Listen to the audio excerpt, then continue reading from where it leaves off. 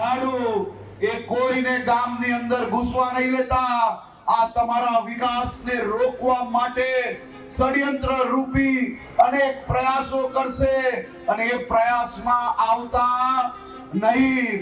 આ વર્ષે નર્મદા જિલ્લામાં આ ઝાડુવાળા લોકો દિલ્હીથી 20 કરોડ રૂપિયા લાવ્યા છે.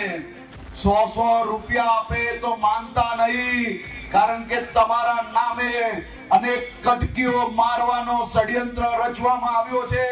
કાલે જ સુરતથી જે ષડયંત્ર પકડાયું એ પકડાયા ષડયંત્રમાં તપાસ કરવામાં આવી તો માહિતી મળી કે આ કરોડો રૂપિયા એ ગુજરાતના અલગ અલગ સમાજને ક્યાંક ને ક્યાંક અંદર લડાવવા માટે અને રાજ્યની અંદર અશાંતિ ફેલાય તે માટે યુટ્યુબ ચેનલોના માધ્યમથી લોકો સુધી ખોટી વાતો પહોંચે તે માટે આવા કરોડો રૂપિયાના હવાલા પાડવામાં આવ્યા હતા.